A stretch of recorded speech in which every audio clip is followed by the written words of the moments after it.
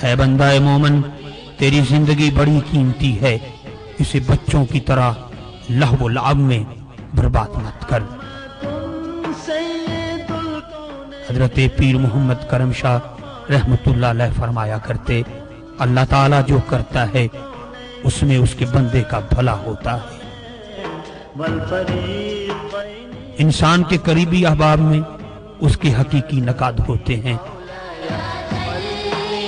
छोटी छोटी बातों पर बरहम होना और उन्हें अपनी अना का मसला बनाना तंग नजरी और कमजरफी की दलील है। अल्लाह ताला के बंदे सिर्फ अपने दिलों को ही नहीं, अपनी जेबों को भी दौलत से पाक रखते हैं। मेरे ख्याल में एक अच्छी किताब को 3 बार पढ़ना ज्यादा मुफीद है बनिस्बत 3 किताबों के पढ़ने के। जिंदगी का सफर खुलूस की शमा की रोशनी में तय करें। अमीन और मुतवक्कल पर अल्लाह ताला की नुसरत और ताईद नाजिल होती है और मुश्किलें आसान हो जाती हैं। इश्क सबसे बड़ा उस्ताद है, ये खुद ही आदाब और रमूज सिखा देता है। हया एक पर्दा सा होता है, जब तक रहता है फौलाद की तरह मजबूत रहता है, लेकिन जब ये उठ जाए तो कोई बुराई बुरी नहीं लगती। जब हाथ फैलता है तो पांव नहीं फैल सकता। अगर पांव फैलाना चाहते हो तो हाथ मत फैलाओ। अल्लाह ताला ने बदने इंसानी की ये मशीनरी ही ऐसी बनाई है कि फितरी तरीका पर इस्तेमाल करने से खराब नहीं होती। जहां जाओ, जहां रहो, वहां की नागुज़ेर जरूरत बन जाओ कि वो मुआशरा तुम्हारे खो देने के तसव्वुर ही से कांप जाए। बगाड़ना आसान है, बनाना मुश्किल है।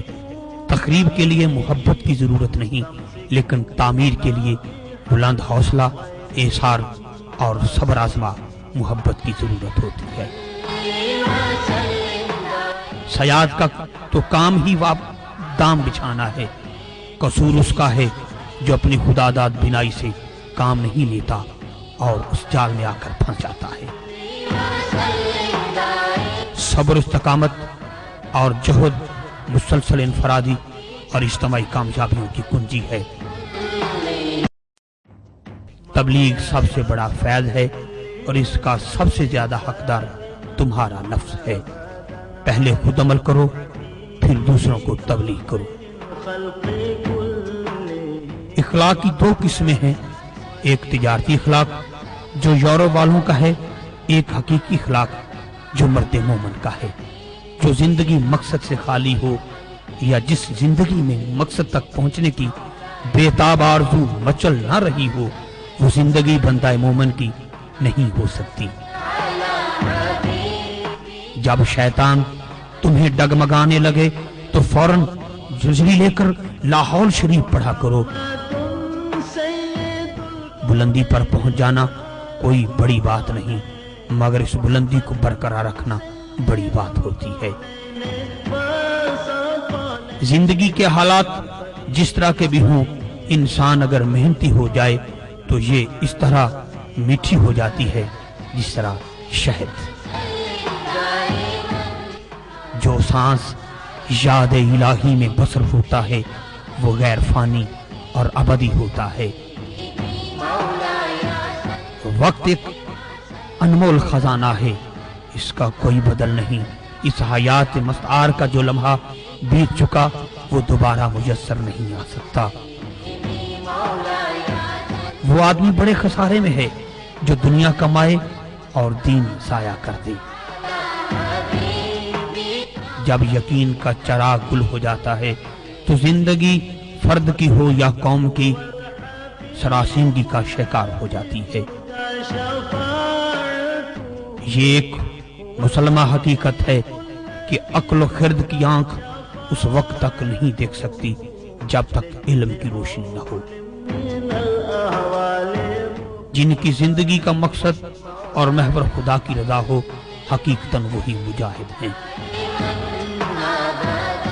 کمی اگر ہوتی ہے تو ہماری طرف سے، اس کریم کی طرف سے تو کوئی کمی نہیں۔ اس کی رحمت بے پایاں تو ہر وقت ہمارا انتظار کرتی ہے۔ قدم اٹھانا تیرا کام ہے اور منزل تک پہنچانا اس کا کام ہے۔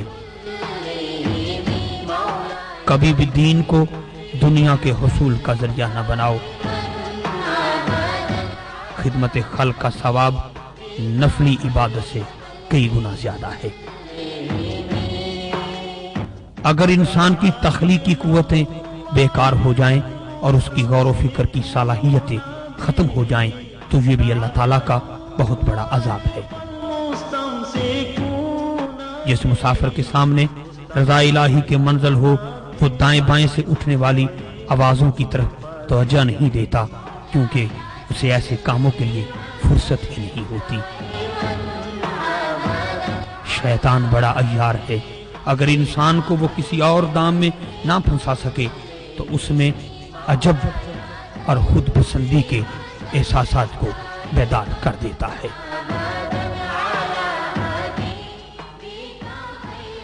ہم دین کی خدمت کے لیے تو ہر شخص کی جوتیاں بھی سیدھی کرنے کے لیے تیار ہیں، لیکن کسی کی انا کی تسکین مہیا کرنا ہمارے بس کا روگ نہیں۔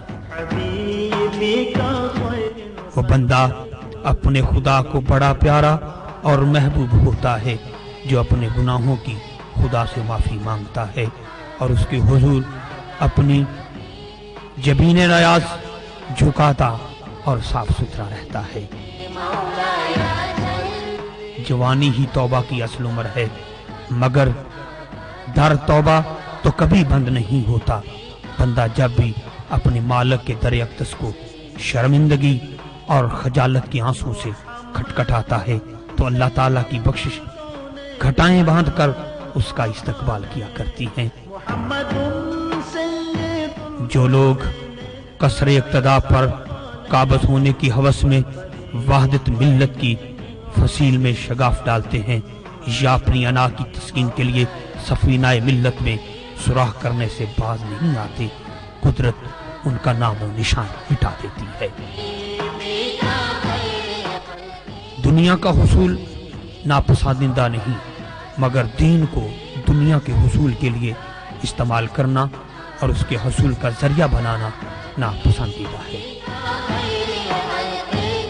بات صرف اتنی ہے کہ انسان اپنا حق کے بندگی پورا کرے، پھر اس کے فضل و کرم کی جو بارش ہوتی ہے، جو پھوار رم جم برستی ہے، اس کا کوئی حد و شمار نہیں۔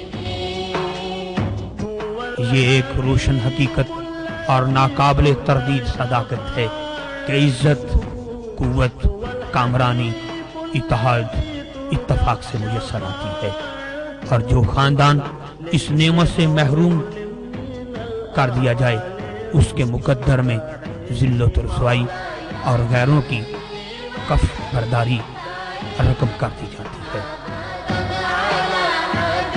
انسان نہ صرف روح کا نام ہے اور نہ فقط جسم کا، بلکہ دونوں کے مجموعہ کو انسان کہا جاتا ہے۔